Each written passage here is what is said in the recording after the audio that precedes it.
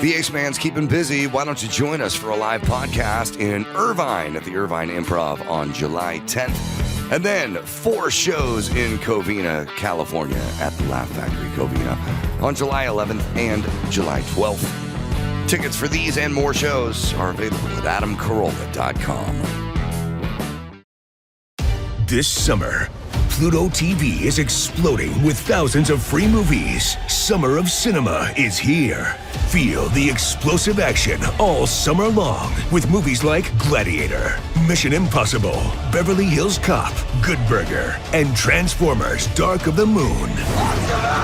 Bring the action with you and stream for free from all your favorite devices.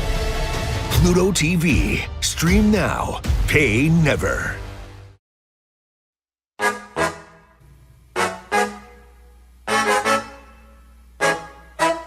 From Carolla One Studios in Glendale, California, this is the Adam Carolla Show. Today, we'll recap the weekend news with Jason Mayhem Miller. And now, not sure if California's leaders are feckless or they just don't give a feck. Adam Carolla. Yeah, get it on. Got to get on the judge again. Remember to get it on. Thanks for tuning in. Thanks for telling a friend. We love that about you. All right. By the way, Irvine this Thursday almost sold out at the Irvine Improv. Jay Moore's going to be on stage with me doing a live podcast there. Fun show. And then Covina, Laugh Factory, 2 shows Friday, 2 shows Saturday. So come on out if you're in the neighborhood. Say hi. The live shows, live pod in Irvine, and then stand-up shows in Covina. Now, stuff to talk about. After all the years I've been on this planet and all the tools, and I got tools, man. I got maybe more tools than 90. It's not 99%. It's 99.99%. Like I'm the only guy I know. I got 4 or 5 routers. I mean, I don't run a cabinet shop for business, but I mean, I got lots of nail guns, lots of routers, lots of stuff. Never owned a pressure washer. Never owned a pressure washer. Oh, it's the best. It's the best. It is. The pressure washer back in the day had a 5 horsepower Briggs and Stratton, man, and that thing weighed 400 pounds, and you carted that thing, and you could carve your initials into a sidewalk if you were Honda careful. engine, yeah. Right. Or Briggs and Stratton. Briggs and Stratton's the lawnmower engine. Yeah. But now it's a Honda. Yep. And then they started coming out with the Fay plug-in ones for the ladies, and I just announced that was a sort of, to me, it was like a weekend warrior item. Yeah. There's like weekend warrior items are like the equivalent of like a guy who's a stereophile has all the different components, the receiver and the amp and the sub amp and the preamp and all that stuff.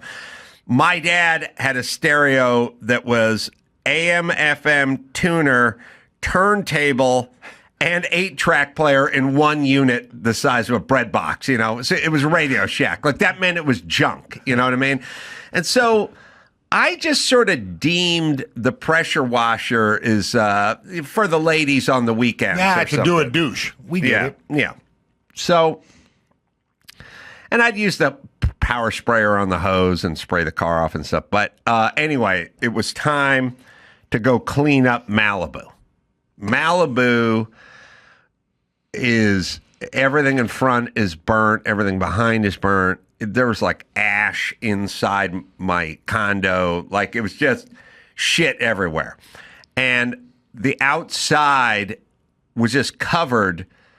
It's kind of interesting, but stucco finished with a sponge trowel. So every piece of stucco in Los Angeles is the same. It's literally, I want to work this bit out, but whoever invented stucco with the sponge finish hates kids because it was just to remove skin from elbows and knuckles. Like how many fucking apartment buildings I lived in, or as a kid, a bike, trying to go through the 2 apartment buildings, your elbow catches, like literally just 40 grade sandpaper just there to remove skin from children and fuck up poor people, because every apartment I lived in had that long staircase with the stucco wall on both sides. You're trying to get the end table up the thing. That guy's got the other side of the ottoman. At some point that you're turning the corner, fucking knuckles. Leaving DNA evidence everywhere. Just blood everywhere.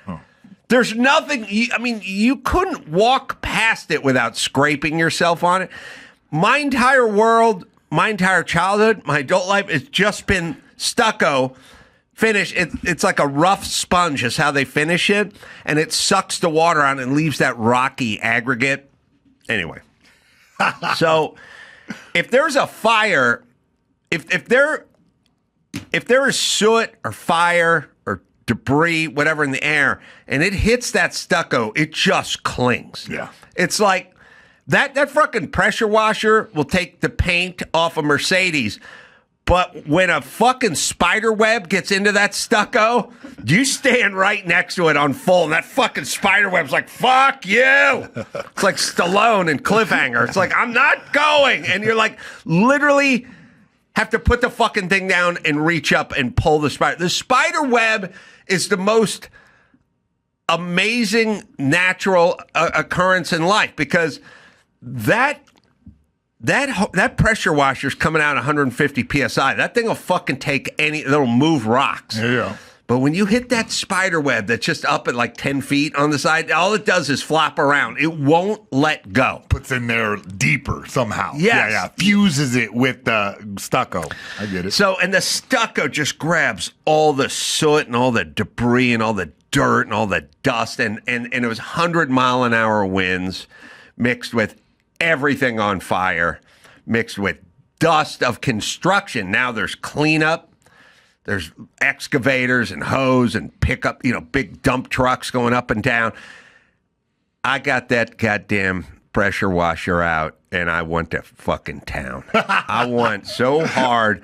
I started with the garage doors. Just it's the most satisfying thing in the world.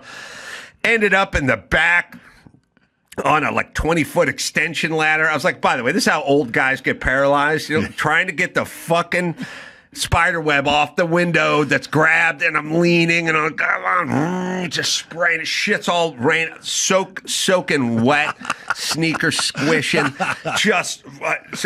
Ended up on the roof. All right. On the fucking roof. Power washer on the roof. 3 stories, hose going up the side, electric cord going up the side, standing there pressure washing all the soot and fire debris, black shit everywhere, covered. 3 days of nonstop power washing. But I thought to myself, it became like, it's definitely a chore and it's definitely a mess, but it is so goddamn satisfying. Oddly, some would say on the internet. I woke up on Saturday morning. I was like, gotta get that power washer. Gotta get back going. Gotta hit the back. Some guy power washed before us, and I was like, fucking call this power washing. The shit was a fucking mess aside. I mean, it was all what you could picture from historic Malibu fires 6 months later, never been touched.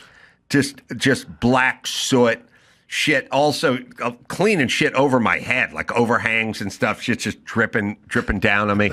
I'm like a power washing Viking. I'm going nuts. And then I thought, I like to judge societies, and I told you can judge your childhood by what kind of sandwich mom you had. You have a good sandwich mom. You could have Dr. Drew's sandwich mom as a shit sandwich mom. You could have no sandwich mom like mine. You have Andrew's mom, good sandwich mom, good childhood. I don't need to know anything more. If you had a good sandwich mom, you had a good childhood. Then I later on thought, you can judge a society. They always go, you judge a society by how they treat their prisoners. But it's really how they treat their women. Because women are... You can always beat them up. you got 50 pounds on them. It's not like you're not going to win. If you don't want to, you will win if you want to throw down. So there are societies, you picture Middle Eastern societies, where they fucking treat their women horribly. There's cultures and societies where they treat their women horribly. Here, we basically let our women kick our ass and then claim to be in some sort of underclass. I don't even know. They got the greatest fucking publicists in the world. Men commit suicide like 5 times the level. Women outnumber men on college campuses. They get a break on their car insurance and they live 7 years longer, but somehow they're oppressed, even though I've been oppressed by every woman I've ever been with. But the point is, all right, fine, but we treat our women, I would argue, too fairly these days, and they're going nuts. But that's a different story. But it's how you treat your women. That's your society. What kind of... Because our society during Viking days would be like, hey, bitch, Yeah. I get a blowjob or you get a fucking battle axe across Or your I head. get a blowjob from a beheaded woman. Right. How about that? Yeah. Right. So we've evolved, and now we're here. Okay. So now we're at the point where we have million woman marches, and they don't even know what the fuck they want.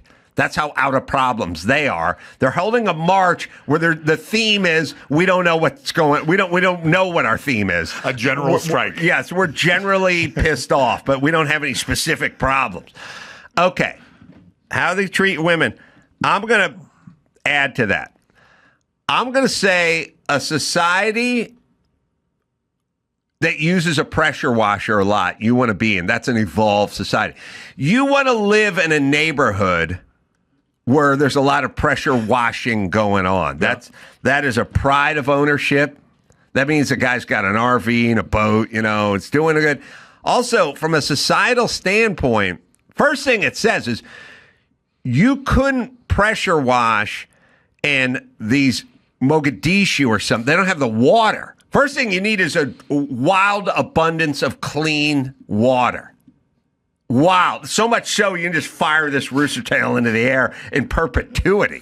You know what I mean? Yes. You couldn't, if water's a fucking serious commodity, you can't do that in a culture that has to walk to a well 10 miles with a gourd on their head just to get a little drinkable water, right? Pressure washer is a secondary economic indicator. Mm-hmm. Yeah. A pressure washing society says evolved. It's like I told people all the time. It's like, if your society makes a bunch of quality automobiles, your society's fine. You're doing good. Because it also means it make a bunch of dishwashers, and also means you treat your ladies right. Like it's a pretty good indicator. I don't know, Andrew, if you can look. What culture does the most pressure washing per capita? I can tell you, we all can picture the cultures that do no pressure washing, right? You don't want to live with Ilhan Omar back in her home country, do you? Because there's no fucking pressure washing going in Somali. There's no Somali.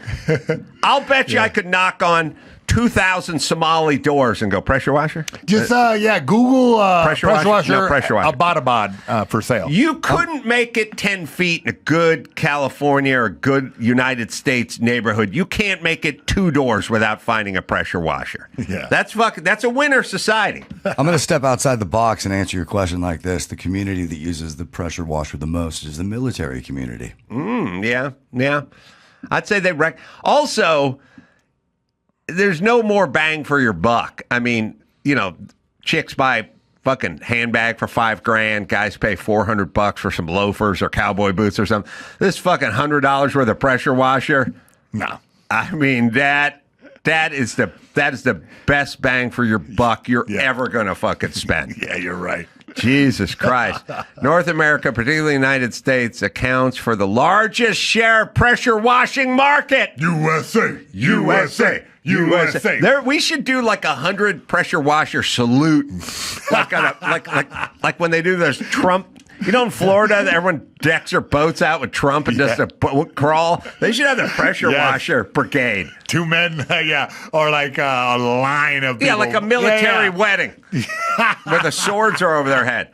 North America particularly the United States. Yeah, because we're better in fucking Canada and Mexico. Don't get me fucking started.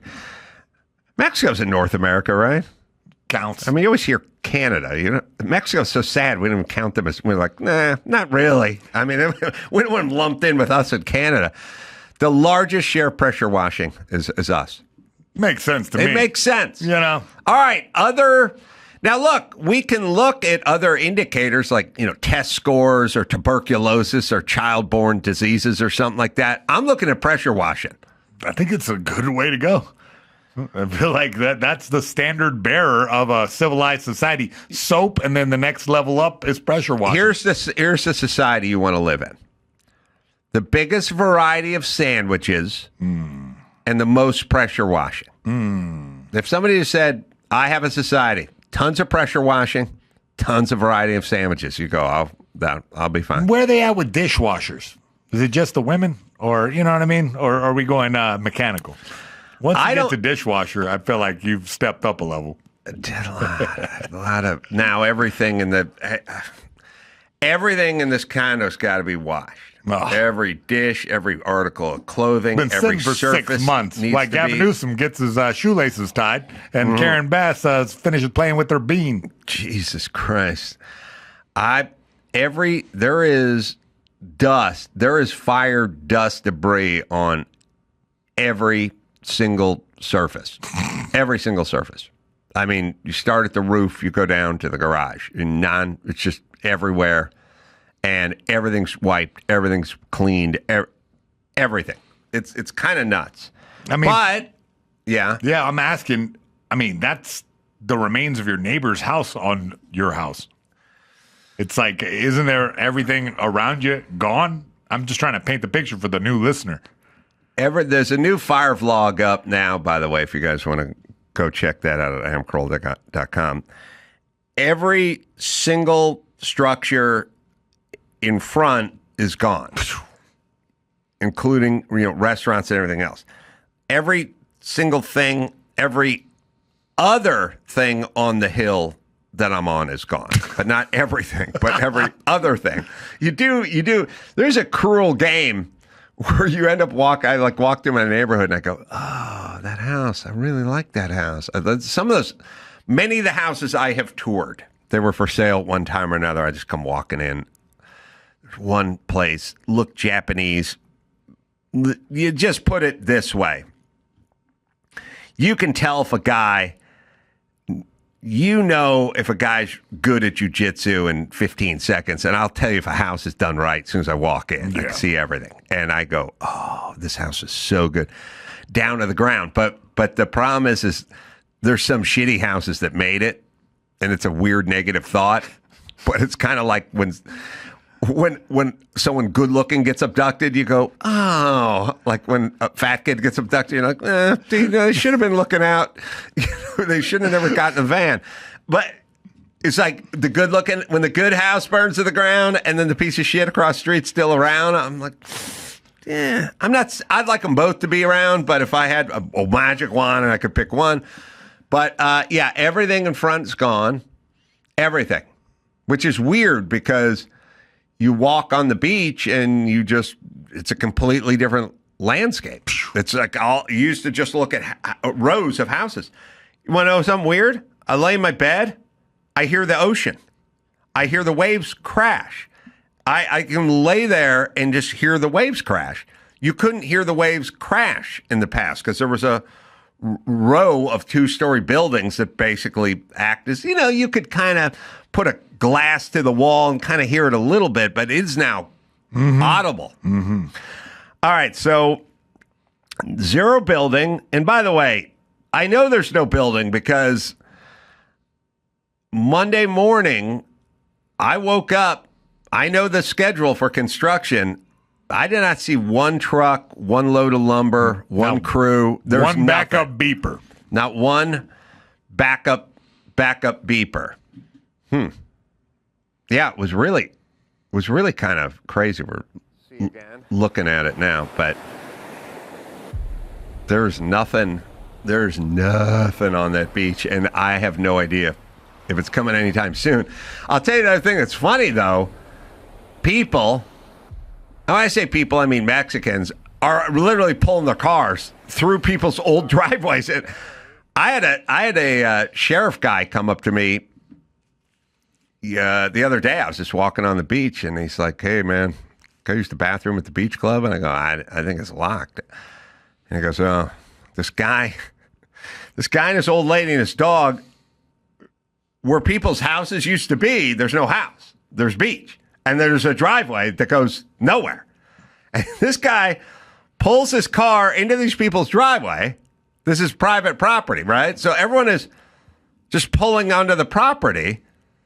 But it's not good enough for this guy. He's got to drive onto the sand. Onto the sand where the guy's living room used to be. Because it was above it. And the guy pulls out and gets his car stuck. And the fucking highway patrol's got to hire a tow truck and get him towed out. But my point is you're pulling your car onto someone's land. I mean, first off, just park on the fucking side of the street and then go have a picnic on that person's land. But you pulled your car in and went onto the sand. Like, it wasn't good enough. People are just fucking having picnics on people's old patios and driveways that are at the beach because there's no house there anymore, and the owner's in Brentwood or Montana or something. We've seen so many Subaru commercials that we figured that's the way to do it. That's the way to do it. I'm thinking about going up there today. I gotta tell you, man, it is surreal. All right, so the pressure washer was good. I saw that Jurassic Park movie. Yeah. Not very good. All right. Getting excited about it. Had a couple of dumb scenes. Just wasn't that good. Yeah. Yeah, they did that thing. They did a couple. It's just, look. Okay, listen to me.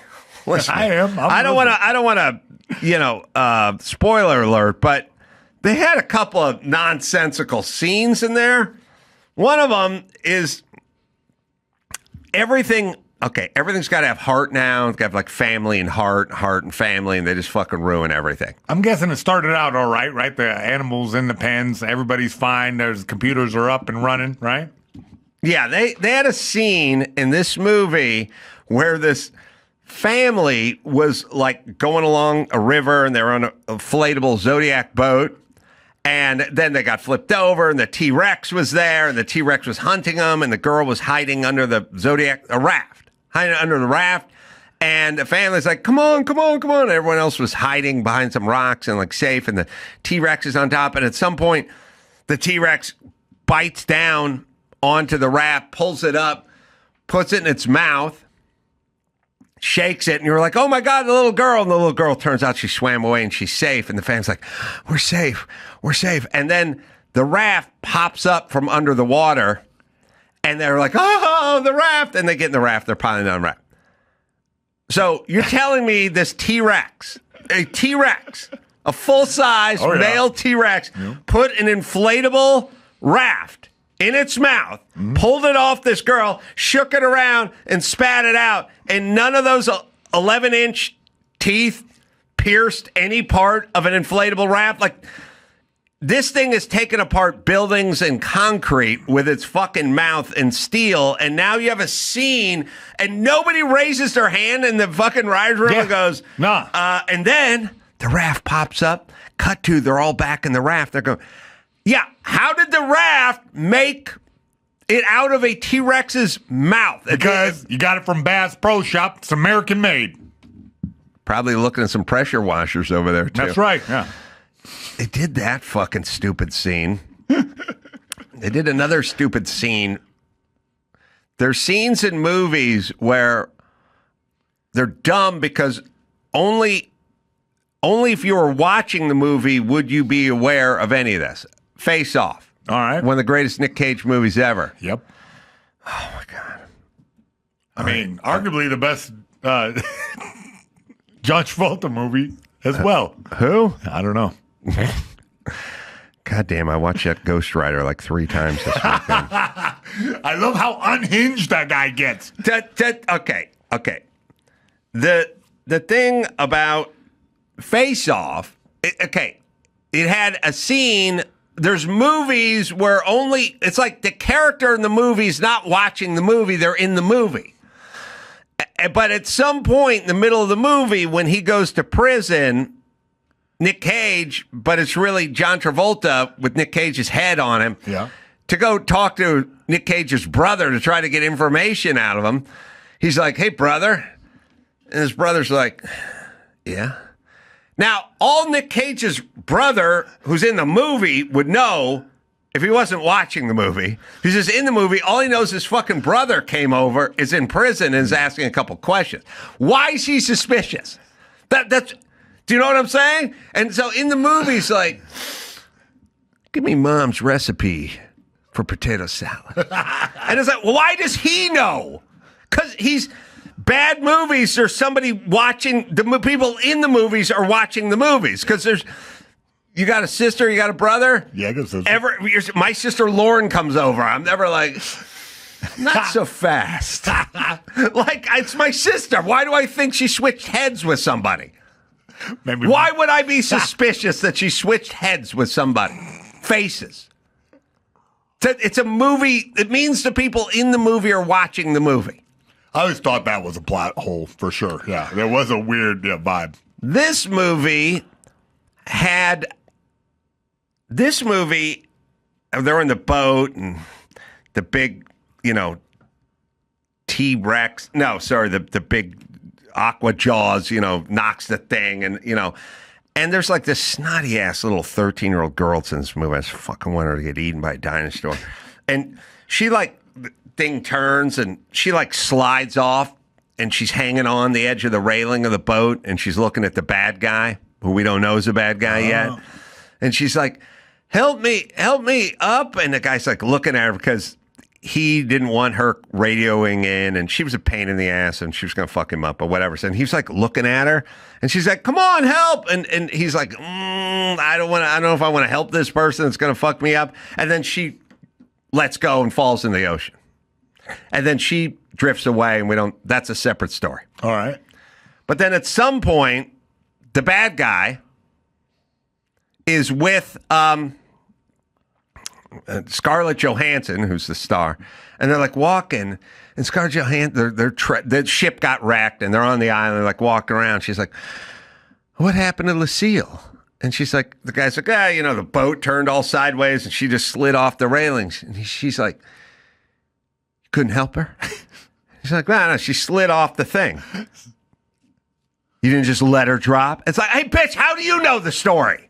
The fucking thing got hit by an aqua shark and the whole boat tipped over and she went to the drink. And you don't even know this guy's bad at this point. So why are you questioning about something that happened that you weren't there for? You weren't there for that scene. I was there. I saw, but you don't know. Your character in the story doesn't know he's bad. And by the way, the boat capsized. I think it's fair to say she fell in. It was every fucking man for themselves. What do you mean? It's a random question to ask somebody. You couldn't have helped them? No, I was passed out or conked out or I fell off the other side of the boat or whatever. I was concussed. Or she just flew off into the ocean. What do you mean? How do you know she was hanging on, Scarlett Johansson, and he didn't help? So she's so suspicious. Okay, I'm going to check. When we see her, I'm going to ask, why... You don't know what his character's up to yet, and you never saw this scene. But just like Face Off, in bad movies, the characters see the movie. They see the parts they're not in, is what I'm saying. I love that every movie you watch, you're trying to help the villain out, trying to push his goals forward. Yes. I like to help the villains. Oh, yeah. So you're getting 2 thumbs up? It's just not. It's just lazy writing. It was just dumb. Maybe they stick that in there late. You know what I mean? Maybe the audience is not going to get. You are pressure washing all day. I mean, up and down ladders, moving shit, just on my feet, just dragging cords and hoses and everything. I realize that you come in and out of the house a lot, and you got to fire up the TV. You got to have something on. Well, I did watch Ghost Rider, but it's only because of the field goal to field goal 300 feet thing that I always fucking scream about. It made me mad because in the movie, everyone said the news announcer, his mechanic said it, he said it, and 5 other people said field goal to field goal, and they didn't say goalpost to goalpost. They said field goal. Field goal is what you kick, and a goalpost is what you kick it through. Yeah. He was jumping through the goalpost, and they all 5 different people said 300 feet when it's 360 feet because they're at the back of the fucking end zone. The fact that they kept saying 300, a new record, 300 feet, it's 360. No one said a fucking word. It drove me nuts. It drove me nuts. I started counting all the different characters that were saying it. Like his stunt coordinator's like, look, you're trying to set a new record, field goal to field goal, 300 feet. It's like, it's goalpost to goalpost, and it's not 1971. They move them to the back of the end zone. That's where ramps are. It drove me nuts. It drove me nuts. But I decided that the best thing to do was to put on MTV, had like the 80s hour or whatever, and you just put on MTV, turn the sound all the way down, and they just play 80s videos. And every time you walk in, you're in the middle of another 80s video. Cool. You know, it's weird. Another observation for that. There are like 3 George Michael videos came up. If you just watch the video, you go, that guy was a serious pussy hound. God, that guy liked fucking pussy. Nobody fucking liked pussy like this George Michael guy. Always had hot models. Always had his BSA bomber jacket. Again, if you just watch George Michael videos, you'd be like, nobody liked pussy more than George Michael. I guess it would be nice. I mean, also, Andrew, did he get busted in a Santa Monica bathroom, like trying to blow a rando? Yeah. Undercover cop? Oh, what? Yeah, That's entrapment. Yeah. At the end of one of his videos, he's wearing a shirt that says, like, choose monogamy or a try monogamy or something like that on his shirt. I'm like, that's a little preachy from the guy trying to blow dudes in a bathroom at a park. That's the opposite of monogamy, George. Yeah, that wasn't a wham. It was George. It wasn't choose life. He literally said, oh, experiment with monogamy or something. It was like being ironic, like having a threesome. But all this guy did was fucking every single thing was a hot chick like licking his ear and him whispering to them. Like, it was hot pussy everywhere. And then a shirt that said, I want your sex, right? In the can at a bathroom stall in Santa Monica. He's pretty preachy about monogamy and hot chicks, and it was none of the above for George. I think he was an early troll. I think the whole deal was he knows what sells, and he was selling it to America. Meanwhile, you know what I mean? Getting a little rest stop area action. I'm just telling you, you get a hold of young Adam Carolla, get a hold of me in 1985 and be like, who gets the most pussy in the world? Yep. Like, George Michael. Who loves pussy? George Michael. You're talking about the sports machine guy or the singer? No, this guy. He fucking, everything was just about him banging chicks. But he was singing about dudes the whole time. Yeah. Maybe a little overcompensation. That's what I'm saying. All right, well, speaking of trolling. Yeah. Wait, go to the end of this video. I'm just sitting there watching this, and I'm going, this guy got busted in a bathroom at a park trying to blow a cop. It says, yeah. See if he's wearing a shirt. No, it's a full screen. It goes at the end, and it's like experiment with monogamy. Explore monogamy. Yeah. That was the ending card. Well, fuck you, blower of guys in bathrooms. You want to know what the opposite of monogamy is? Blowing a guy in a bathroom. Going to Santa Monica and blowing a cop in a bathroom. That's the opposite. How much further? You know, you can't get further away from monogamy. Yeah. People could go like, who's the furthest from monogamy? Like, what's the furthest activity from monogamy? And then you'd go, well, I guess if your husband was fucking one of your friends. Nope, you can get further. You can get further from exploring monogamy than that. Fucking your sister? No. Fucking a stranger? Yeah. A dude. Where? In the bathroom. Where at? At a party? No, at a park. That's as far as you get from monogamy. LAPD, get on the ground. Or get further on the ground. Yeah. Get on your knees. So I was watching George. I was exploring monogamy. And all I can do, I promise I know too much. I have to sit there and go, this guy got busted in a park. It was entrapment, whatever. I told you. I know. That cop convinced him to go off of the pussy and get back into that bathroom stuff. Gateway cock. Yeah, exactly. Stepping stone cock. So I'm watching that. And then, speaking of getting trolled, I'm watching a Def Leppard video. All right. And got me back. Yeah. Dawson woke up. And the Def Leppard vid was a deep Def Leppard song. What was that song called? Do you know this one? I don't know a ton of. I know their hits. I didn't even know this one. It's a slow song, and I don't know why they're not playing any of their top 5 tonight. It's called. We're not going to play the audio because we'll get hit with copyright infringement. Right, but they're playing the video tonight, which is, I don't know. It's not.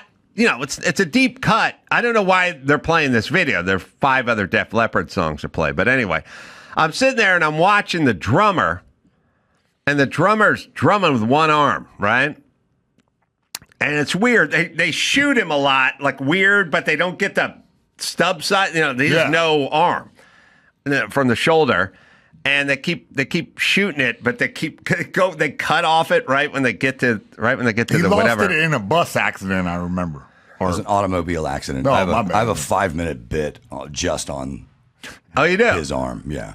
Well, I'm watching this vid. And I'm like, yeah, I know the story. Lost his arm. Rick Allen. Car turned over. There he is, drumming with the one hand. It's got to be weird when people say to Rick, are you right-handed or left-handed? It's like, I'm whatever's left-handed. Whatever's left-handed. Yeah. So he's playing with the one hand, and I'm thinking about the story. And I know cars. Oh, yeah. And I know accidents, and I know George Michael history. Yeah, that's true. And I'm like, he rolled his Corvette. He flipped his Corvette. He was ejected from the car. His seatbelt wasn't properly fastened. It didn't malfunction or something like that. And he got thrown out, and he lost his arm getting thrown out of his Corvette. And as I'm thinking about him losing his arm with the Corvette, in the video, a Corvette comes pulling onto the scene. And I'm like, did you? And by the way, I don't know that this is the right vid. Oh, wait, maybe it is. Because this one was like black and white and had cars and stuff. Anyway, every video had hot rods. Now, it wasn't this video, but it was black and white. Anyway, the point is Corvettes start pulling into this video. And I'm like, the guy lost his arm when the Corvette flipped over.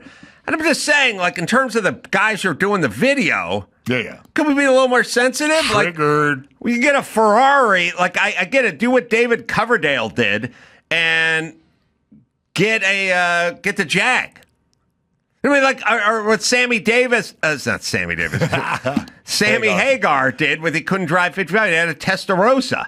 You know what I mean? Like, it isn't this video. It's another video. It's another Def Leppard video that features cars that's black and white. But they're on stage, Andrew, in this one. The whole point is did they do...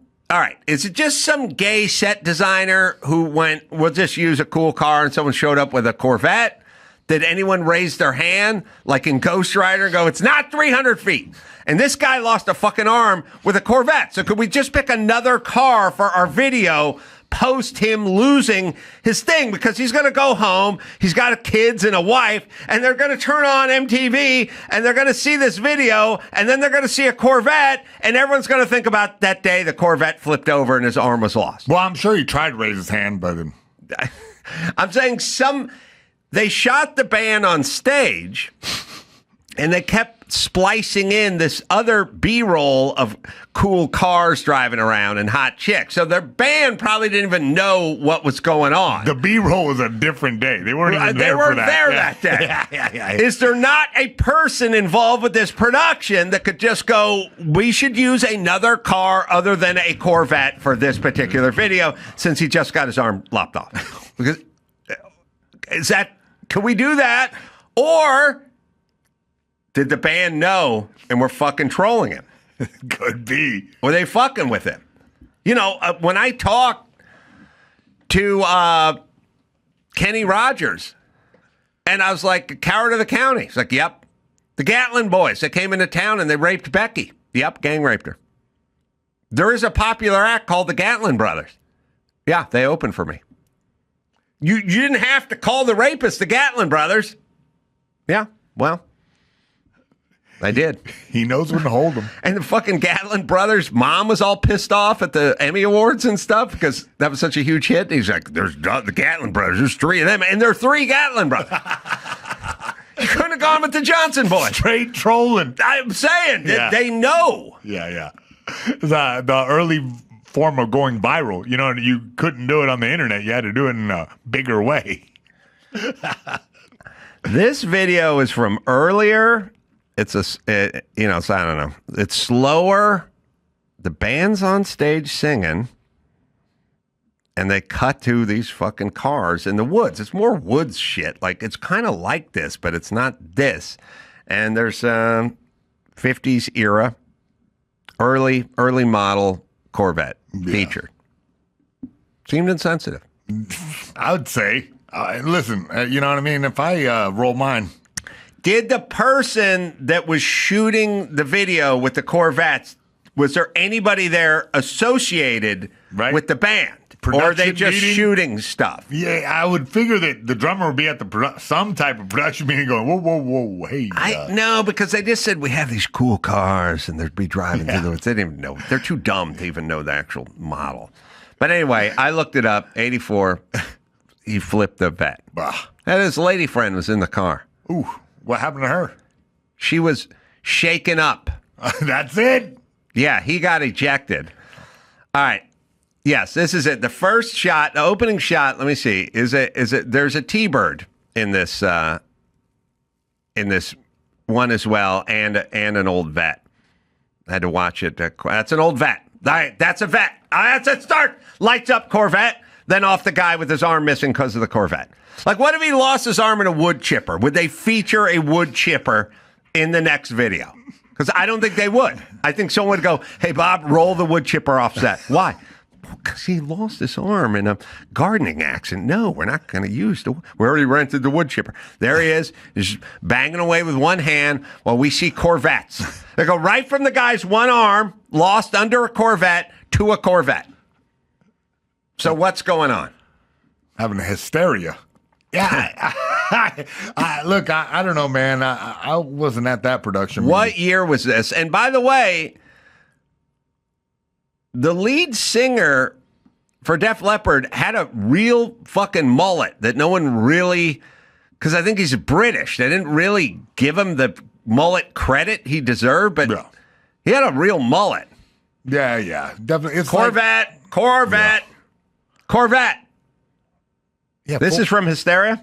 Yeah, the song is Hysteria. Oh, it is? Oh, I fucked that up. According to some sources, their seventh most popular song. So you were right. There's 5 other songs, 6 other songs they could have. What year did this come out? Because he fucking lost his arm in 87. All right. Crash 84. I mean, this is him back. He's coming back to sing a song with a Corvette in it. Yep. Yeah. He's back for this. Maybe they're just showing that he shook it off. Like, he's fine being a one-armed drummer now. I mean, look, at some point, acceptance set in. I think the answer is whether it's Ghost Rider or this, no one knows what the fuck they're doing. Like, no one even cares. Like, I tell people all the time, would you do that if you do that? And the Gatlin Brothers, like, I don't know. I would love to see you on set with the clipboard being the continuity manager. God. I've been on. Believe you, fucking me. Oh, I'm everyone's worst nightmare. All right, so then I'm watching another video. All right, and it's Van Halen comes on. Now, how much were you power washing if you're watching all this right, MTV? watch the judgment. Watch the fucking judgment. I'd have. Well, first off, I'd have cooled down with a little Arnold Palmer. I've been fucking outside, power washing my ass off all fucking day. I'll come inside, just take a load off, but also I'm always on the clock because everything I see, I got to make a note. I know. You know? And so now comes Van Halen. And this Unchained Van Halen, first off, I don't know, David Lee Roth turned into a sort of comic book character, but that fucking guy, man, when he was at the height of his powers, I mean, that was rock and roll. He's the king of frontmen. The king. I mean, he took over for Howard Stern and got a little nutty toward the end and got a little wackadoodle. But when you see that guy in those, first off, he's wearing pants that go down just above, they stop right above his pubic line. I mean, you couldn't wear pants any lower than David Lee Roth, and they couldn't be any tighter, right? And so he's got the pants, I mean, sucked up the butt, you know. He's 3% body fat at this point. Then they go to Eddie. Eddie is 4% body fat. Striated, looks like a middleweight UFC guy who's cut water weight. Yeah. Roth's up there with the six-pack, shirts off. Ultimate Warrior pants. Ultimate Warrior pants, yeah. Mockadoodles up there. Yes. Moccasins all the way up. Then they go to Alex Van Halen. He's sitting on the fucking drum kit. He's at 3% body fat.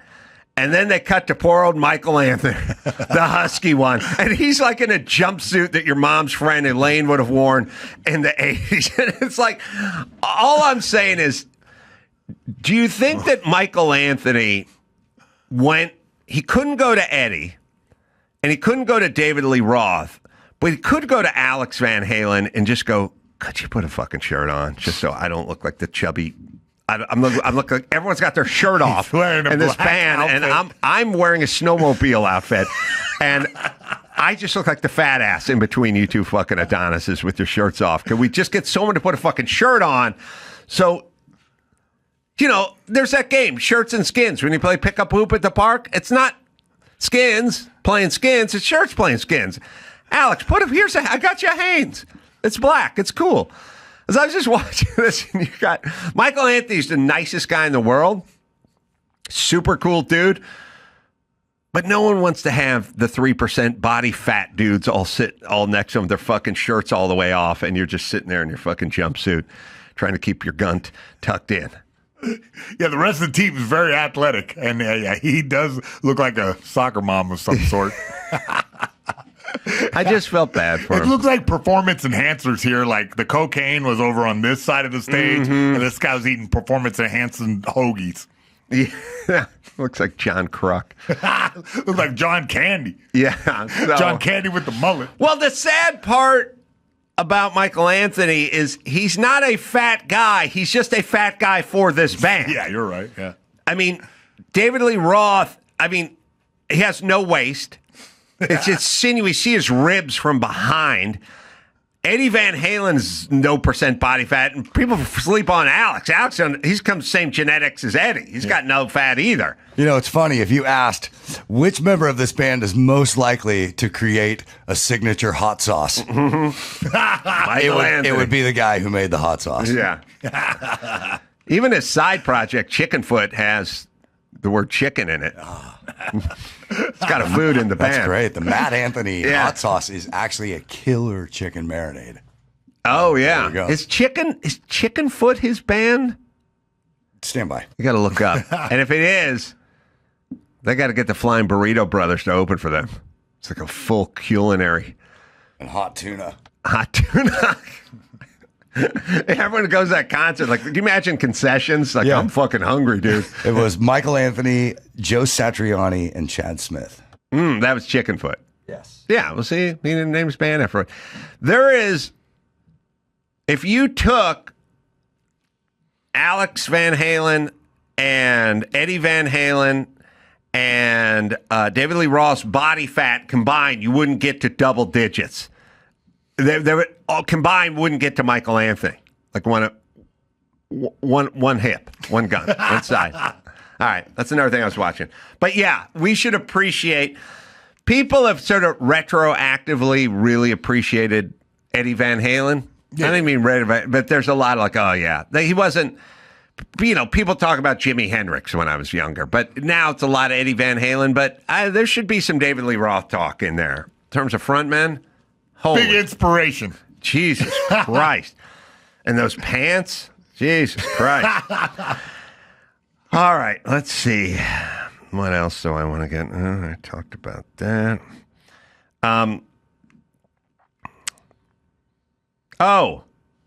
There's a clip I want to show you. I wasn't going to use it for this, but it's a squirrel attacking a guy. A squirrel went nuts on somebody. And this is my argument for my attack crows, which is if a squirrel jumps on your head and goes nuts, you're 200 pounds. That squirrel's 14 ounces, but guess who's fucking winning that fight? I mean, you're not doing anything other than running and screaming and trying to get away. Yeah. That's all you do is try to get away. Well, small animals live like on a different dimension. They're like so much faster than you that there's nothing you can do pretty much. The squirrel jumped on this. Yeah. Squirrel just ran across this thing. A guy's out on a porch. I think he's on his phone, which is good.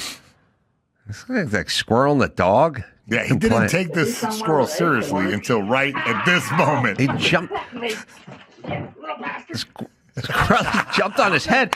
I'm saying, he literally can't get the squirrel. The squirrel just fucking. All right, I'm sorry. There ain't no fighting with ice with a squirrel on your head. And there's no more fucking punching a cop's horse with a squirrel on your fucking head. Now the squirrel goes after the dog. Basset hound. Listen to me. I don't want this squirrel euthanized. I want its DNA. Yeah. I want to know. I want to sign him to a 3-year contract. I'm saying this is my tack crow theory. Crow doing that, and you run. All you do, it's a 225-pound guy. All he's doing is running and screaming and freaking out. The dog doesn't know what to do. That squirrel, 12 ounces of that squirrel fucked this guy's 230 pounds up. About ruined his day. You got to go get a rabies check. Right. Then the fucking thing went after the basset hound. Yeah, it's pretty awesome. The guy wants to kick the squirrel, but he's going to kick the dog because he can't. Shoot the daggone thing, she says. He threw the squirrel off the porch, and the squirrel came back to go after the dog. Yeah. The speed with which he makes it up to the top of this guy's head is so unbelievable. And the head banging motion that he does to get free of it is great. Let me tell you something with my attack crows. They threw the crow off the porch, and the crow came back. No, squirrel. The squirrel to come back to attack the dog. Yeah. Okay, now listen. Here's what I'm saying. You can stop the video. We don't need a squirrel for every protester. We just need the promise of a squirrel for every protester. An outside chance that you're going to get a squirrel dropped on your head will fuck up 50 people. They'll all leave. And that's where the attack crows come in. Yeah, I'm telling you, once they get this drone operation worked out, it's going to be over with. Any kind of, I think that there'll be robots patrolling everywhere all the time, and they will jump up on your head in a moment's notice. They're going to use my attack crows to go after drones, just like they use hawks at the airport. Yeah, I see. Because a hawk will fuck up a drone. Not going to outfly a hawk. No. And we just teach the hawk to fuck the drone up. That's what we're already doing. It's there. I'm telling you, we must unleash the birds. Use them. I agree.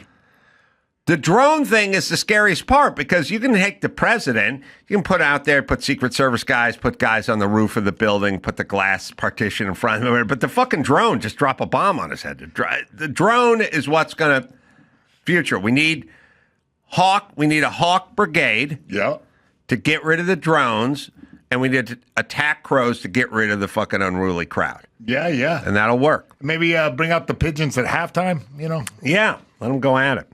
All right, you got news? I do. We'll do that right after this.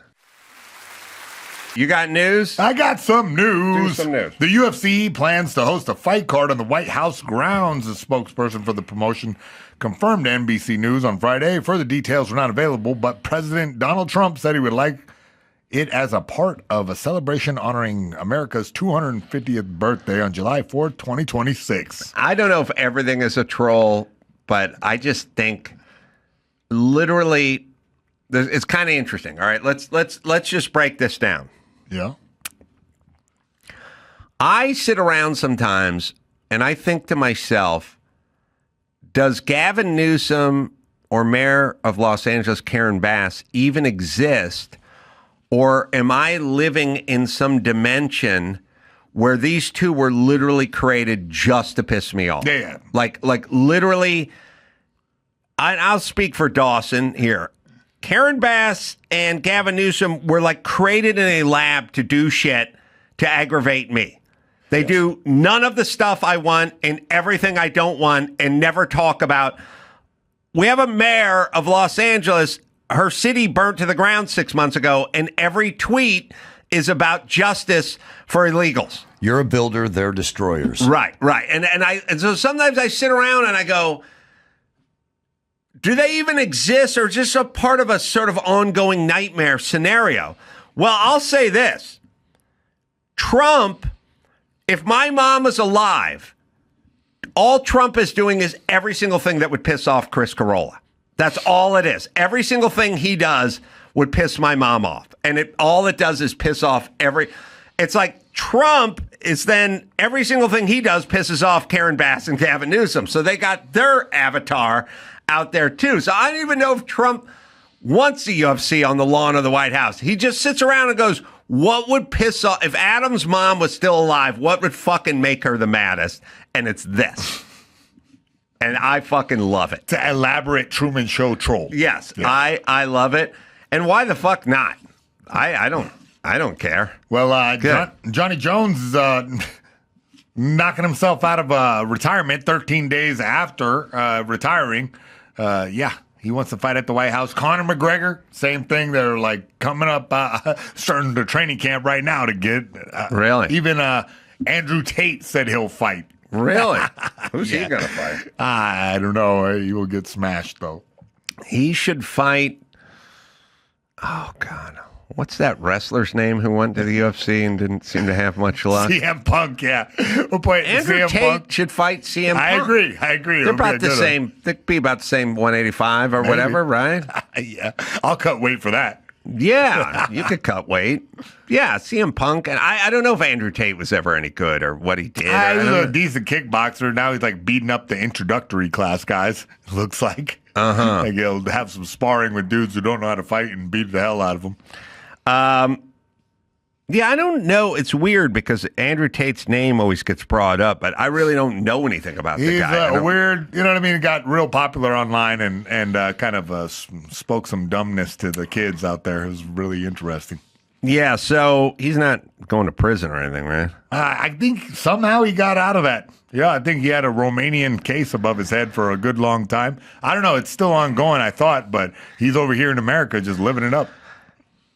I got to tell you, see, to me, Andrew Tate, there's a lot of these guys, they seem to be doing, there's a version that the left has of dudes, and then there's dudes like Andrew Tate sort of reminds me, there's a lot of these dudes. There's a kind of grizzly bear version of this dude, but they're dudes who are like,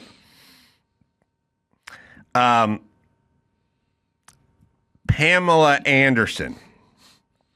Pam Anderson was a female impersonator. Yeah. And Drew would tell me, and I was like, that's the only smart thing you've ever said, Drew, where you go, she's a female who's essentially impersonating a female. Or she was. Now she's gone hard the other way. They always do. Fucking porn star finds religion, and now she's not wearing makeup because she's going to make up for being a female impersonator. Yeah. But that's what she is. Yeah. And then there are dudes like Andrew Tate. It's like, what? if like a 9-year-old's version, like what would I do?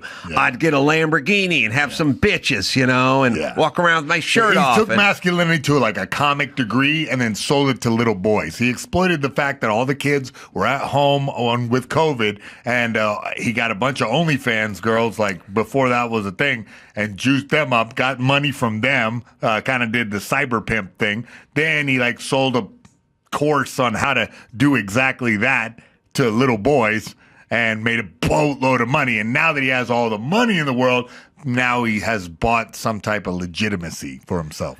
Yeah, so my thing is I was always dude world, but I never was the trappings of dude world. I was always, my whole life was pretty much, I don't know, I don't think you can get a lot dudier than my dude world 0 to 30. It was pretty much football and BMX. It was just football, wrestling. When you were a kid, dudes. Yeah. It's just all it was football, BMX. And then later it was like construction, boxing. The manliest shit is fighting, building shit. You know what I mean? And a lot of car wrenching, but never like I'm going to get a new Lamborghini and put triple chrome rims on it because that's a dude version thing, but it's not really dude. A dude wants to race a car, wants to build an engine, wants to wrench on the car. You buy a new Lamborghini, you can't wrench on it. Yeah. There's no wrenching going on. You got to take it to Arlo or something. Yeah, you got to go down to Arlo. So I was always, that was my world, just tools and cars and building and boxing and shit. But I never felt like I got to grow a big grizzly beard and drive a big pickup truck. I never drove a big pickup truck. I drove mini trucks because they're just cheaper. You could work on them easily. They were fucking durable. They didn't break. They got good gas mileage. I'd see the guys like pull up on the job site with the big fucking 36-inch Mutter tires and a lift kit and a Ford F-250 crew cab. It's like, you're getting 7 miles to the gallon. We're working in Chatsworth. Like you live out in Topanga or something. Like, man, I can carry drywall in my Nissan pickup truck. But I never looked the part. I just lived it. And then I started to realize, I started seeing a lot of guys driving like big Ram pickup trucks and growing big ass lumberjack beards and like walk around with tattoos and stuff. And I'm like, are you just Pam Anderson? Is this Pam Anderson's brother? Like, are you a male impersonator? And I think a lot of that's going on. Yeah, no, I mean, look, it's been like it's science fiction almost. Like it's like twink sort of dudes can now steroid themselves up into giant monsters. So they're like alpha males, but they started out as not very manly at all. Yeah, my other thing too was like, you need to know how to box, but you don't need to look good with your shirt off. You just need to know how to box. Functional. Yeah, it was like functional stuff. So I was always very functional. But I think about as duty as you can get. Well, but it was all organic. I fucking loved cars and I loved building. Well, how duty is it to have a UFC on the White House lawn? That's just trying to piss my mom. That's trying to piss off the ghost of Chris Carolla. I love the fact that Trump's like explores all options. So it's like, fuck it, let's do it. Let's do this. And then everyone goes, what? No. And then you go, why not? Yeah, more bang for your buck than a parade. You know what I mean? It's like I told you John Jones was coming out of retirement. He wants to get paid, right? You said it 100%. All right, well, next up, Elon Musk said he's forming a new political party after a split with Trump over a tax cuts law. Yeah, he's carrying out this threat to form the American Party if this insane spending bill passes. And, well, it did. I've always talked to Dr. Drew about this. Drew just wants the pragmatic parties. It's whatever fucking makes sense. Like, whatever works, whatever makes sense, that's what we're doing. We're not going to... We live in some sort of weird culture where it's all covered in the John Cusack movie 2012. Is that the name of the movie? 2012? It may have been on after Ghost Rider. I don't know. Oh, the Ghost Rider made part 2, by the way. I don't know if you even know that. That came on 2012, right? And certain movies are like indicators, bad indicators, like where we are, like Little Miss Sunshine was the beginning of the end of our society. I won't go into detail, but it's been all discussed before. But in 2012, all the rich people know the floods are coming and the earth is ending. They know. Yeah. And so they all ponied up like $20 million to build 3 giant arcs, right? Okay. I never seen this film, just so you know. Oh, you're depriving yourself of one of the great pleasures in life. All right. So then at some point, all the rich guys' beepers start going off. And it's like, oh, man, we got to get to the Himalayas because that's where the arcs are. And the flood's going to come. All right. Maybe I have seen this. You may have seen it. So then they all go up there, and all the rich guys who paid for the ark are going to get on the ark. Because 10 years ago, they all ponied up $25 million to build this ark, and now them and their fat kids want to get on the ark. But then there's a big stirring moment where like Cusack and the other people are like, because all the poor people want to get on the ark too. And they're like, and what about you? You're better because you're rich, and this guy's a garbage man, or this guy's a janitor, and he doesn't deserve to live, and whatever. And it's like, yeah, bitch, they didn't pay for the ark. Okay, first things first. There's no ark. If the rich guys don't pony up $20 million each, 10 years ago, zero ark. Arks ain't cheap. They built the ark. So the ark exists because these guys paid for it, number one. Number two, not enough food and provisions and room on the ark for all the fucking poor people to get on the ark. So yeah, bitch, some people aren't getting on the ark, and guess who is getting on the ark? The people who paid for the ark. Sorry. And then we live in some sort of weird society. It's like, everyone deserves a place on the... Yeah, I know. Homeless people need to be treated with dignity, but they just OD'd on fentanyl. So what's the plan? I'm tired of all the fucking talk. I want to know what the fucking plan is. But if one person dies, that's one too many. Yeah, 5 people died. You give me that sanctimonious speech. 5 people is OD'd. Now what's the fucking plan, bitch? Because we ain't getting on the ark. A lot of dumb fucking poor people ain't getting on the ark. Now, what's the plan? Yeah. So we need a pragmatic plan for stuff. All right. That's it. So how does this relate to Elon Musk? Elon's going to make a bunch of decisions that piss off a lot of fucking people, but tough shit. Yeah. Not everyone gets on the ark. Oh, okay. That's it. You can't it's like, they're going to cut people off of Medicaid. Yeah. If you can work and you shouldn't be on Medicaid, then you fucking get a job. Because there's not enough room for everyone. That's what I'm saying. What do you think about him starting his own party? I'm going to start a party called Off the Ark. It's going to be a cartoon of me shoving a poor person into the ocean. Oh, no, kicking them on, doing that chest, sternum foot push. This thing. Is Sparta? Yeah, that move. Yeah. Listen, I will let Elon do whatever he wants because he's smarter than all these fucking people. And I don't know why you guys think having dumb yentas just make horrible decisions. Do you really want Nithya Raman blaming Toyota for the... I would like there to not be catalytic converters stolen. Okay, let's come up with a plan. Blaming Toyota, not the plan. Bitch, off the ark. You don't do anything. You don't paddle, you don't build arcs. Yes, I will let Elon. I will let the most pragmatic, smartest guy in the world. I don't know what everyone's fucking beef is. Who are you comparing to him? Like, do you know how many dumbos are in Congress? Do you know how many fucking shrill dumb bitches are just fucking talking about nothing? You think they have a plan for anything? I haven't heard it. I don't know what their plan is. I'll get a fucking smart guy. Tune us up. Let's go. Yeah, but this feud with President Trump could be costly for him because his businesses rely on billions of dollars in government contracts, and publicly traded company Tesla is taking a big hit in the market. Well, more reason why we should believe him. When people do things that go against their own interests, look, Nancy Pelosi, every time she pulls up to a microphone, just talks about the children. The children. I'm here for the children. This bill's going to hurt you. Your fucking stock portfolio went up 54% last year, and you're a millionaire somehow, a multi-millionaire.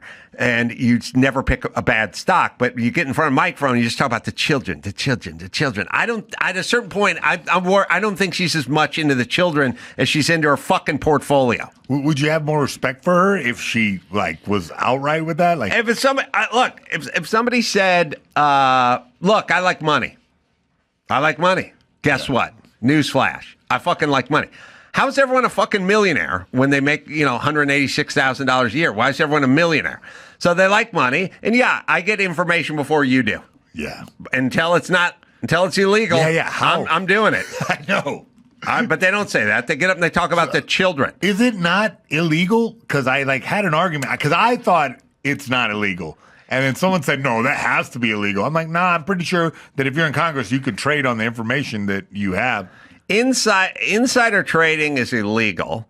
Martha Stewart got busted for some cheap-ass version of it. Should have never gone to prison or whatever she went to camp. Such a blurry line, isn't it, though? Yes, they have privy to information that you don't have privy to before it happens. Yeah. And so it's easier for them to make trades. And look, I'll put it to you this way. There's a way to do it that's legal where they still have more information than you have, and that's why their batting average is so high with the stocks. Yeah. Now, one could just say, get rid of it altogether. You're not allowed to buy or sell stocks. But who would say that? Because they're making the rules. They're not bringing that up at committee. Right. But it's the children. It's about the children. It is about the children. It's about the children. All right, Jason Kelsey slammed for his tone deaf. Find Nancy Pelosi in her latest. The latest when she's talking about the big beautiful bill, she brings the children up again. Really? It's always great. I haven't seen a clip of her in a while. Oh, she was speaking out against the big beautiful bill, and she was explaining it was about the children. Anyway, sorry. All right, well, Jason Kelsey was slammed for his tone-deaf 4th of July post after a big, beautiful bill signing. A lot of people were just, he took to social media to celebrate and wrote, "Man, I love the 4th, one of the great days we can all set aside our differences in this country and enjoy one thing we all share in common, that we are American. Cheers to you, oh beautiful America." Which I thought was really precious. That would piss my mom off, too. She wouldn't like that. Everybody got pissed off. People saying, set aside differences. One party wants to feed children. The other wants to feed brown people to alligators. Oh. Listen. Listen. It's the great, I'll tell you the beauty of all these fucking people. I know these people because I grew up with these people. They go, I love this country, and that's why I wanted to do so much better, because I know what we could do, and I think, the Trail of Tears and what we did to the Indians. It's like, okay, you don't like this fucking.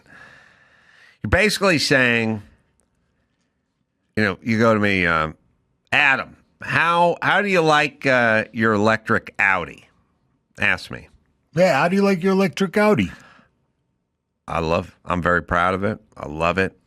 I've owned it, and it's precious. I mean, you got to recharge it all the time because, batteries were shit. And speakers are a little tinny, I love it, though. But interior, leather feels like cardboard. Not bad. Not a lot of range. Sort of sounds like you don't like your Audi. No. I love my Audi. I'm proud of it. I'm proud of my Audi. Oh, okay. I love my Audi. I just felt like they could have done so much better. Oh, you know what I mean? They could have done better. You know what I mean? But you do love it, though. Audi was one of the companies that made the ovens in World War II, to put the Jews in. But anyway, I'm very proud. I love my Audi. Range is like 10 feet. Stereo sounds like shit. Cooling heating system is subpar. Did I talk about the whole World War II connection with Hitler? Yeah, I believe you said there's some part of the auto. ovens? Audi is Auto Union. That's why they have the rings, and Union, a part of the Union was Volkswagen and Daimler, and they all made the howitzer guns, for World War II to shoot down Allied forces, airplanes. Anyway, listen, I'm a big fan of my Audi. Yeah. I'm proud. I can see I'm that. A proud Audi owner. It's just a piece of shit.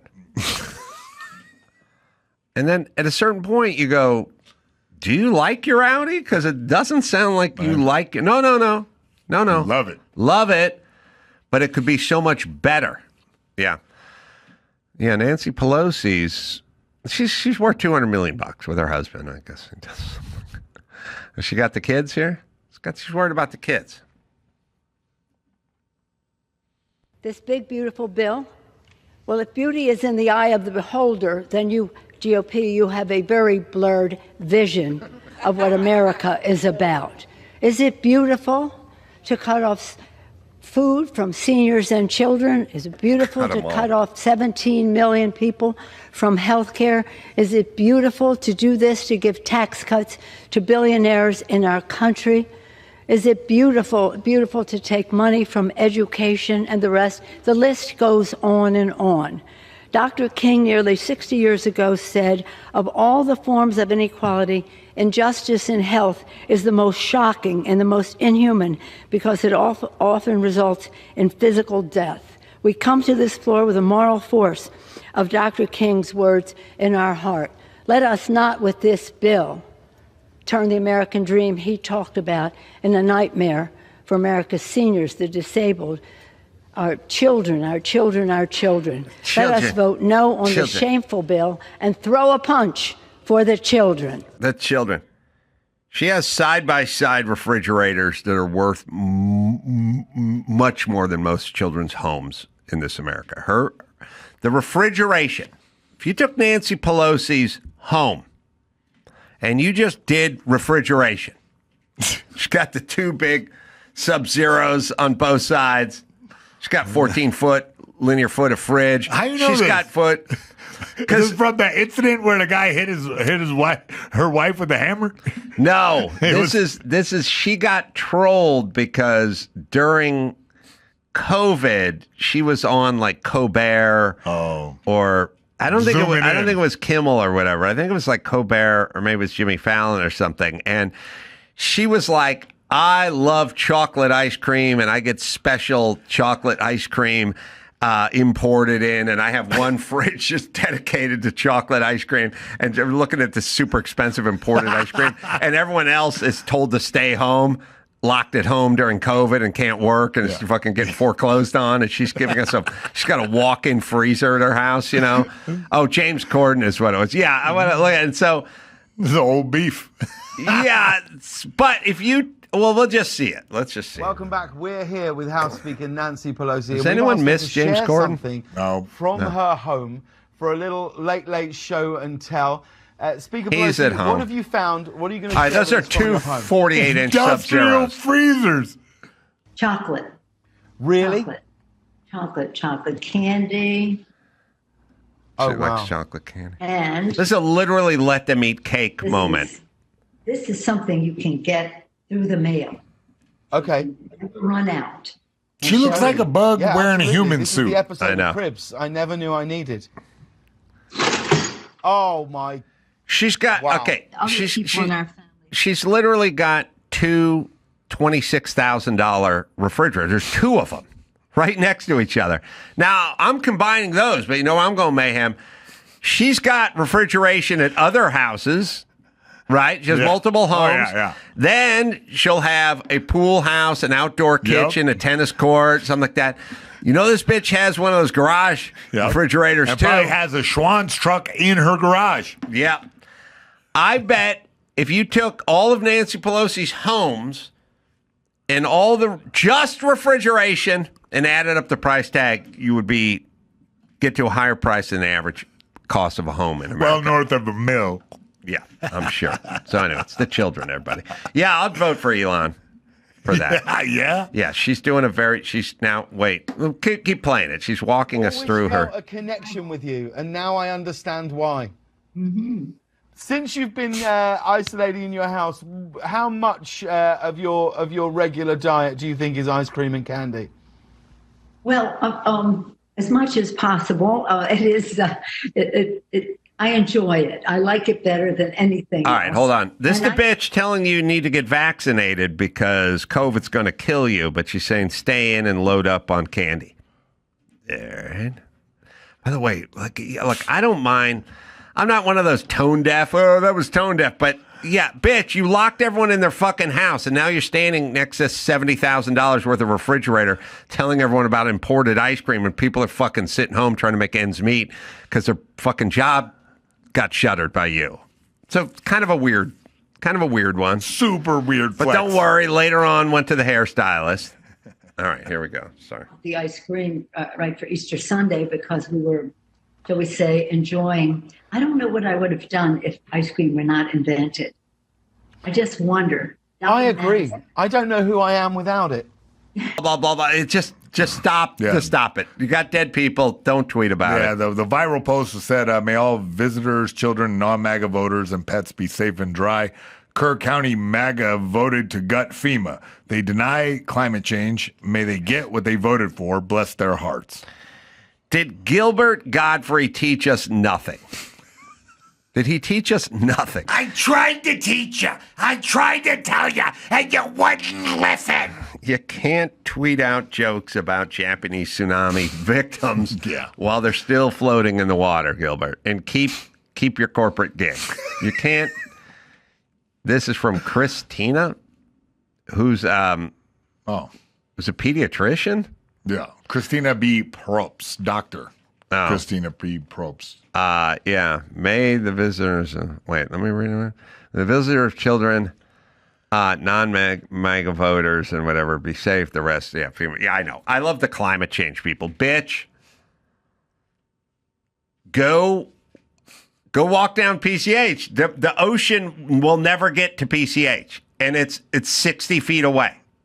It's been. Well, now you can see all the houses are gone. The ocean, when the tide is high, is 28 feet from PCH, and PCH is elevated 26 inches, and it'll never get there. They've been building those houses since the 50s. It's never. If the oceans were rising, then there'd be water on PCH. No. But there never is. No. And no one ever does the fucking Al Gore never fucking, all the climate, you know, all right, who's a huge climate guy? I'll tell you, Leonardo DiCaprio. Yep. Guess who had a house right on the ocean, burned down? Guess whose fucking house burned down right on the ocean? Leonardo DiCaprio. If you're worried about it, then you wouldn't buy a house on the ocean. They don't believe it. That's my whole point. Or something. There's something wrong with them. They don't believe it. Yeah, I don't know. I think it's just that everyone gets whipped up into a fur about it. I told you women are much angrier than men, right? Yeah, I believe you said that. Mm-hmm. Yeah, they're angrier than men. Yeah. They're more violent. They're angrier. We used to have corsets and smelling salts and a shot of brandy and all that. It worked. Now we're just like, hey, bitches, you're off the leash. Run wild. And they are. And this is what you get. Yep. It was better when they would catch the vapors. Mm-hmm. Yeah. Now it's run amok. I forgot James Corden. I scrubbed him from my memory. Yeah, me too. I was like, wasn't that a guy that sing in the car karaoke? Yep. Yeah. I don't even know who that is anymore. Yeah. Once again, showing everyone that no one needs anybody. There are people like, oh yeah, that guy was on TV every fucking night, and now he's been off TV for 26 months, and I'm like, who is that guy? I don't remember him. Yeah. Sad, right? Follow him on Instagram. Yeah. Oh, he stole carpool karaoke from Dave Chappelle, did you say? My buddy Daniel Kellison came up with karaoke years and years ago. We were at the Man Show. Yeah, I was going to say. He's basically, you should be able to sing karaoke in your car. I mean, wasn't a bit. He just said it. You know, I mean, it was his invention. Chappelle's show did it way before him. Oh, okay. Well, see, genius. All right, do you have one more? Yeah, I got one more about Lena Dunham. She says, I understand how lack of diversity on girls was really disappointing. Very disappointing. Always traumatized. Yeah, somehow, I don't know. I guess they just guilt everybody into saying that they want better things that, revise the past. I don't know, man. I mean, look, here's the thing. if you're doing a like Cialis commercial, then you get a convertible Mustang, you put a black guy, white guy, Asian guy, Hispanic guy, and they're all in their 60s. Play and some then Def Leppard. Play some Def Leppard, and that's your Cialis commercial. But the reality is groups sort of hang out, and they're usually in the same group as the group they hang out in. And when you try to do a TV show that lives in some reality, and you try to do who's got the black friend, and then you got the Asian friend, and then you got the white friend, and then you have the Hispanic friend, and it's like, that doesn't really represent reality, and we're trying to live in a reality-based thing. When you're doing the Coke commercial, you got the Indian chick giving the black kid who's hanging out with the Asian kid all at the fucking park. That's a Coke commercial, but that's... When trying to do sort of slice of life stuff, it just doesn't really play to true. But I mean, it's like, the Cosby Show was 20 years before that. It was a black family, and they had black friends, and the daughter dated a black guy. Like that's kind of how the in-laws were black. It's like that's kind of what it was. Like not bothered by that. Crazy rich Asians had a bunch of Asians in it. That's who they are. That's what they do. That's their culture. Like, it's not that, the one of everything diversity thing is usually distracting because you're like, what's the fucking Asian guy hanging out with those Schwarzes for? Like, they wouldn't do that. So, all right, that's it. Number one, the retroactive part is stupid. At least if you created the show, you can weigh in on it. The worst is when other actors weigh in on, like, Friends who weren't on Friends. Like, it was highly problematic. Oh, shut the fuck up, bitch. Just because you auditioned once and they didn't fucking cast you as Phoebe's boyfriend. Shut up. And all the fucking armchair quarterbacking and Monday morning quarterbacking going on of like, you wouldn't have done shit. You would have just taken the role. You wouldn't have said anything. No one cared. That's the way we used to roll. That's number one. Number two, Lena Dunham is like on my Mount Rushmore of, I would sit around and go, not funny. She's not funny. We're not going to hear anything from her 10 years from now. She's the toast of the town. Everyone loves her. She's so bold. She's so authentic, whatever. And I just kept telling them, not funny, not going to be around. Like, there's certain bands I did that with, certain comedians I did that with. I'm like, does not have the goods, not going to be around, not funny. And because she came up with she wrote a movie called Tiny Furniture. And it was like, it was the toast of Sundance. And I watched 20 minutes. So I was like, not fucking good. Not good at all. Oh, she's a Nepo baby? Well, that makes sense. Because when you're making shitty independent films when you're like 21, that means you got some money or something. So I was like, not a good movie. Oh, she wrote, she starred in, she directed. I like, when you write, star in, and direct, it's not that good. So she did all this off being Jeff Dunham's daughter? Jeff Dunham's daughter? Yeah. She was the inspiration for Muhammad the Puppet. That's funny. Oh, I thought she was more of a peanut. Yeah, she may have been peanut. I don't know what her deal is. I just know she's more angry than she is funny.